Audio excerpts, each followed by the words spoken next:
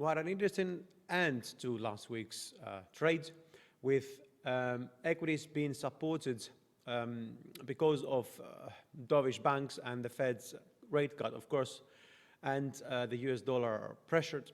That changed on Friday. On Friday, what happened is the Chinese canceled the visits to American farmers. And then, of course, the Mr. President went on saying that he's not really looking for a partial deal or anything like that, and he's not really going to need a deal because before the election. So that added new turmoil on the markets. The US equities fell, the US index was supported a little bit, and that reversed pretty much all gains and losses for the two pairs.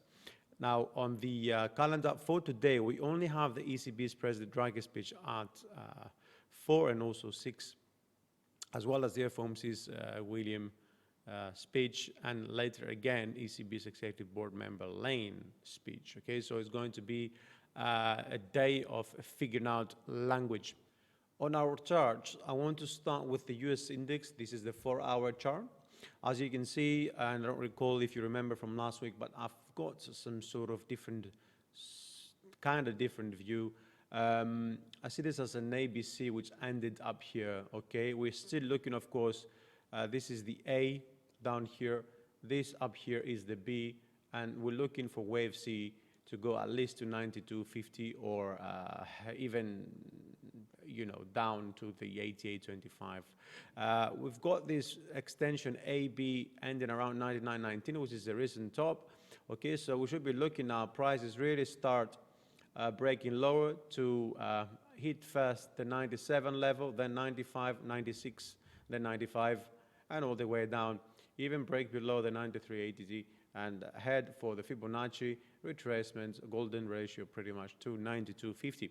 My view before was that this would be A, this would be B, and this would be a C. And so we were looking at this being some sort of like a flat pattern or so. So I was expecting this earlier to fall down to 95, 85, 95 max, but now my expectations have changed. I'm a little bit more bearish on this particular index. And next, we're going to see, of course, the S&P.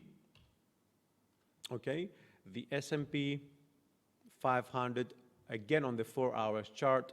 We talked about this again last week. We were seeing this as a 1 second. This is a 1, a 2, and we're looking at the rest to develop. We've had this correction, and then we're looking at this being either an A, B, and C, or 1, 2, 3, 4, and 5. Okay? Now, whatever the case is, we've had this move up here with ending triangle. We've had this complex correction. We've got 1, 2, 3, 4, 5 with some sort of irregular flat pattern, the correction, and wait 1, 2, 3, 4. And here's what I see now, because we do get a signal down there. I'm expecting wave 4 to take prices a little bit lower to 29.46, okay? And this will be my invalidation level as well, of course, because we now had the first, had the second, third, fourth, likely to move a little bit lower, even up to the previous stop, okay? And then we'll go up for another wave 5 that is going to break above the 30.24, 25, create a false break, and then we'll start looking for sales. Okay, and of course that sales might go below that level, might go below that level to create a fresh low 2, or it might as well just be, as we said, that could be just a C and we'll continue lower. Okay, so we should either have a 2, lower 2 down here, or prices would get a rejection over here and move all the way up. Okay, it's still unclear because these two really hang on what's happening with trade war, with central banks, with policy, economic growth, what's happening with equities, business confidence, and a lot of economic data that they are going to be very important as we near the last quarter for this year. So this is all for the day. I would pay attention to those two. In the short term, I am bearish on the S&P 500 and also on the dollar index. I see this actually becoming a nice triangle, okay, and then breaking lower.